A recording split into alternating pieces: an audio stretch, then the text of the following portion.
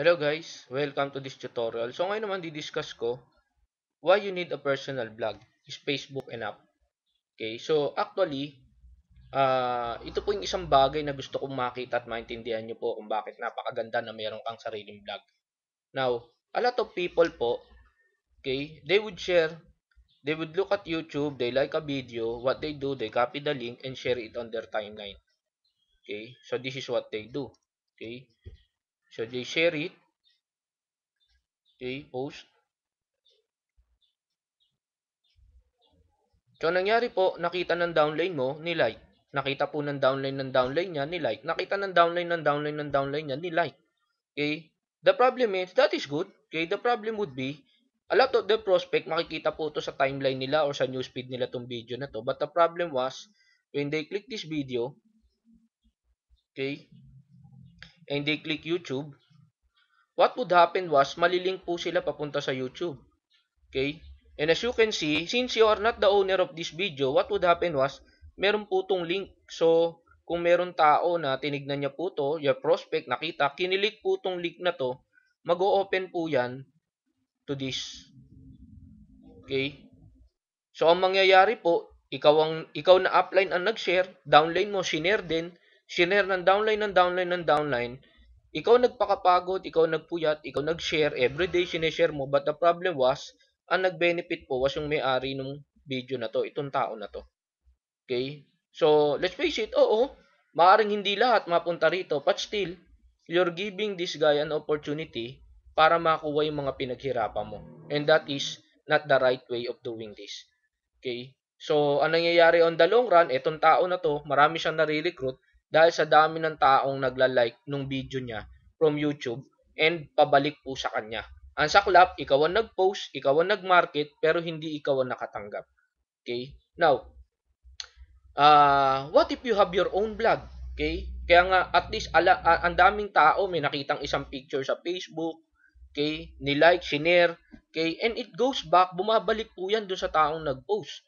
Okay? Kaya ako, suggestion ko, have your own blog, okay? And when you have your own blog, bago ka mag-post ng video, ilagay mo muna sa blog post mo, then you share your blog post. Now, let's look at this one. Okay? For example, ito po yung website na ino-offer po namin sa inyo. Almost every video na sineshare nyo po online, almost every video na nasa YouTube nandito na. Now, if wala dito, you could still add it to this. Okay? Para at least, okay, nandito na po sa personal blog mo.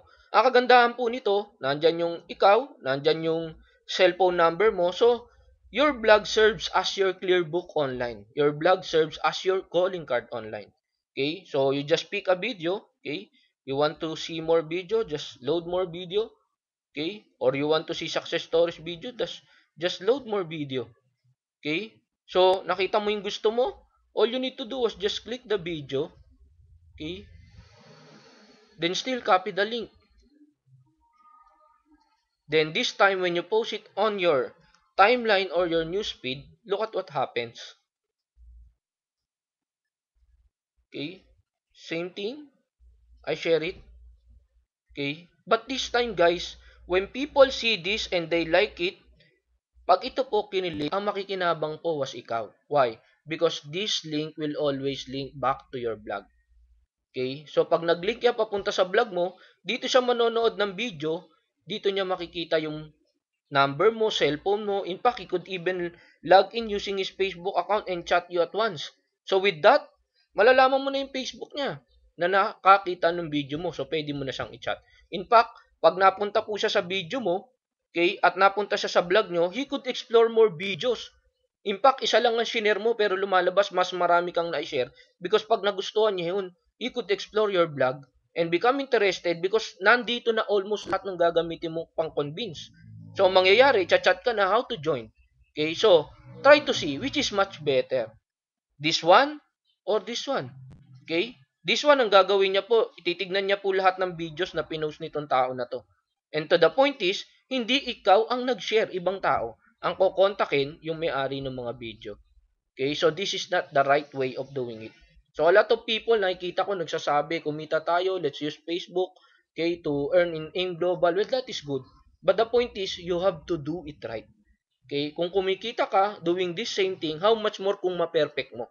Mas marami pong tao ang hindi mo mamimiss kaysa mapunta sa kanila, mapupunta sa iyo. Another good thing. Okay, so let's close this. Okay? For example, you share a product like this one. Okay? Galing uli sa vlog mo, you just copy the link. Okay? Kasi I could see a lot of people posting a picture of the product. Okay? O what is good na ilagay mo sa vlog post mo?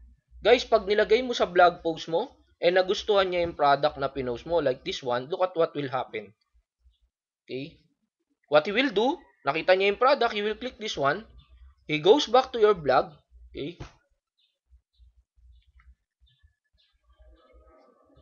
So, mangyayari po, makikita niya again, makikita niya po yung contact number mo. Okay? And one good thing about this, okay, pwede na po siya agad mag-buy now kung magustuhan niya. He goes to buy now and mapupunta po siya sa sariling shopping cart ng vlog mo. Okay? Imagine kung gaano po kaganda na meron kang sariling vlog. Everything is organized. He could buy, add it to his cart.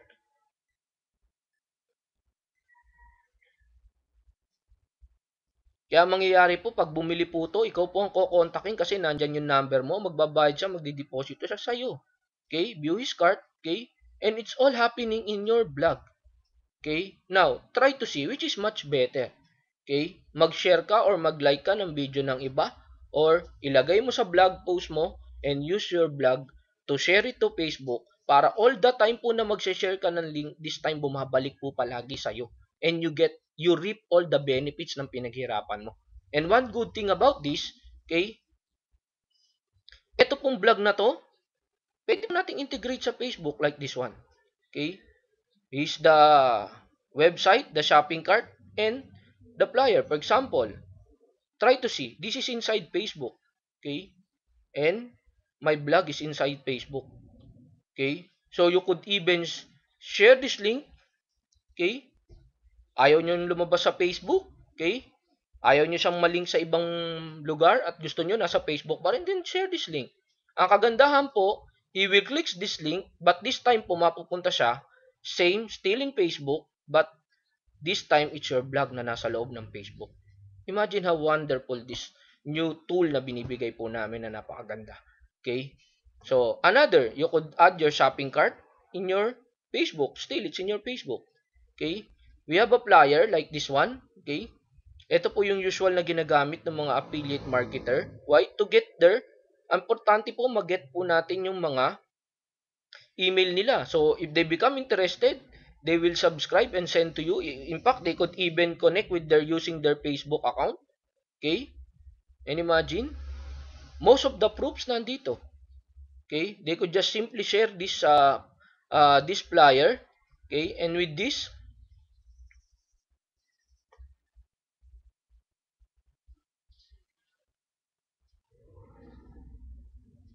okay, so with this, makikita na po nila lahat yung mga proofs ng mga kumikita. And in fact, it doesn't stop here. Pwede nyo pong i-edit to, pwede nyo dagdagan, pahabain nyo yung pahabain hanggang dumami po yung mga proof dito. See? Kaya nga, sabi kong ganun, a lot of people, scam, look at the people who's earning here. Okay? And nakagandahan po nito, this one, you could share in your timeline. Pwede mo tong i-share. Or, you could put it inside Facebook like this one. Okay? This is inside Facebook. Okay? And it's working. Okay? It's working the same as if you are in your blog. Okay? Let's zoom.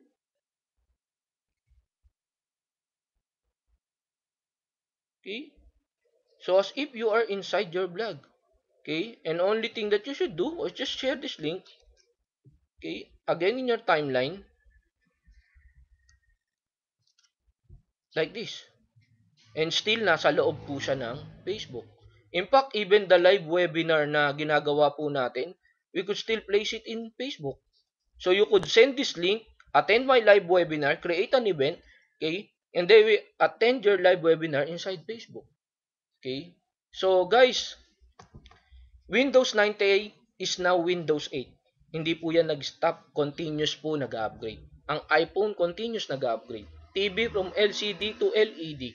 Okay? In fact, there was one guy, idol ko po to, Okay, Gokong Wei. Sabi niya, yumaman ako because I'm adapting to non-stop change. Parating pa lang yung change, ina-adapt ko na siya. So guys, okay, that's the reason po, okay, dapat na isang bagay na gusto kong makita nyo was to adapt to this change. Okay, I know you've been using Facebook, okay, to market in global. How much more guys if you add another tool para makapag-market po ng maganda? Okay, and this time, ang magre-read po, every time you share, okay, every action that you do, lahat po nagre-read po ikaw. Okay, and how much more if all your downlines will have their own blog, sharing in Facebook, nagli-link pabalik sa kanila, ang prospect nila sila nakikinabang, hindi yung ibang tao na sineshare natin video. Okay, again guys, everything is changing. One thing that is constant is change. Okay, if you want to market your business globally, guys, this is the right time to do it. Okay, in fact, you have to have the right tool to do it. Okay, Facebook is enough, but how much more if you could add more tool to make it more perfect or to make it more better. In fact, okay, we have some presentation tools you could see in the blog like this. Okay, kaya po pag may nag-inquire, pwede ko na kagad siyang presentan.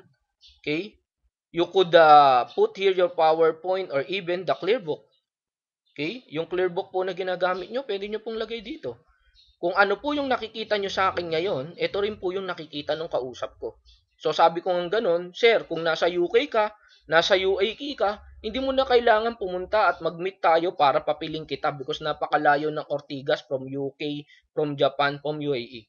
Ang gagawin natin, simple lang, pag nagkita po tayo sa office, ano po ba ang gagawin natin? Open ko yung laptop ko, open ko yung Clearbook ko, explain lang kita, papapiling kita. Well, ano po yung pinagkaiba nito? In fact, sa lahat po na makakapanood nito, maaring nasa UAE ka ngayon, maaring nasa Dubai ka, maaring nasa UK ka or US ka. Okay? In fact, para po tayong magkaharap, nag-explain din ako sa iyo. So, this is our company. Okay? Ito po yung mga may-ari. Okay? And I could even write. Okay? So, para na rin po ako nagpapapel. So, kung mag-explain ako, okay? I could even explain. So, all you need to do, okay, left and right, okay, so pag isa po pumasok sa kaliwa at sa kanan, pair po siya, meron ka pong kita. So guys, sabi ko nga ganun sa mga kausap ko, kaya yung mga ine-explainan ko, namamangha sila, sabi nila, wow, this is a new level of explanation.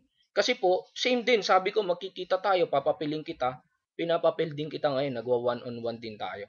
Ang kagandahan po, again, I have my Clearbook virtual online. Okay, kung may Clearbook po tayo offline na lagi natin dala at may mga bond paper tayo dyan ang ginagamit natin pag-explain. Now, this time, I have my Clearbook. Bit-bit ko, okay, online siya. Everyday, 24 hours pwede kong gawin and I have my bond paper with me. All these tools will be given to you. Okay, po-provide po namin sa inyong lahat. So, for those people who are interested to accept this new change, okay, or to adopt this new change, para mas maging ahead ka dun sa mga nagma-market online at magawa mo to more globally, okay? Guys, just add me on Facebook, PM me, okay? And I will explain to you kung paano nyo po to gagamitin. We have video tutorials or you could send your questions and we will answer it through video. Okay, so with that, okay, I leave it all to you, okay? If Facebook is enough or having your own blog, partnered with Facebook is much better. Okay? So with that, thank you po and God bless with your business.